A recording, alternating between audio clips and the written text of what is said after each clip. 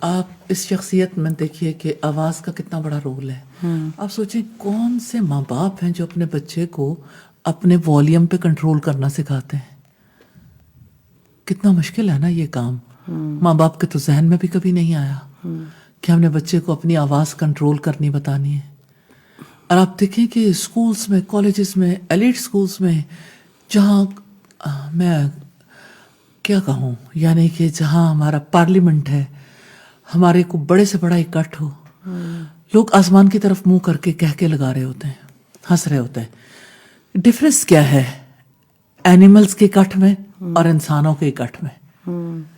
آخر کوئی ڈفرینس تو ہونا چاہیے. ٹریننگز جو ہوتی ہیں اس میں اس طرح سے کیا جاتا ہے. مجھے ایک ٹریننگ پہ جانے کا اتفاق ہوا تو باقی سب کچھ تو ٹھیک تھا، لیکن اینڈ میں انہوں نے کہا کہ ہم لافٹر تھراپی کریں گے، اور سب لوگوں نے اونچی اونچی کہکے لگانے شروع کر دی. اور وہ اتنا پریشان کن منظر تھا. میں نے تو خیر وہاں سے واک آؤٹ کر دیا کہ یہ تو جو ہے صریحاً ہمارے شاعر کی جو ہے وہ کی جا رہی ہے.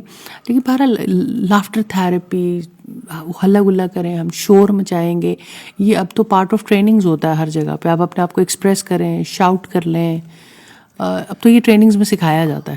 اب فائزہ دیکھیں، اطمینان اور سکون اصل میں تو انسان کی ڈیمانڈ ہے.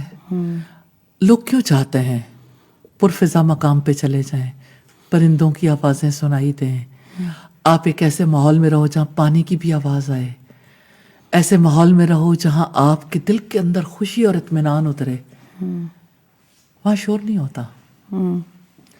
شور جو ہے نا جہنم کلچر ہے. اور آپ جس وقت اپنی آواز پہ کنٹرول نہیں رکھتے، اور سب نہیں رکھتے، تو اس کا مطلب ہے کہ ایک جہنم کا سا سما پیدا ہو جاتا ہے. اور جس وقت ایک باپ اپنے بچے کے بارے میں کانشیس ہے کہ اسے میں نے بہترین کردار کا حامل انسان بنانا ہے، تو وہ اس کی آواز کے بارے میں بھی کانشیس ہے. اور مثال کیا دی ہے، ان انکر الاصوات لصوت الحمیر، کہ سب سے بری آواز گدھے کی ہوتی ہے. آپ یہ دیکھیں کہ گدھے کی آواز جب آتی ہے تو گدھا کیا کرتا ہے؟ آسمان کی طرف منہ کر کے آوازیں نکالتا ہے. تو اگر انسان بھی اس طرح آوازیں نکالے گا تو گدھے کی طرح ہے نا. تو گدھے جیسا تو نہیں بننا چاہیے ہیومن بینگ کو.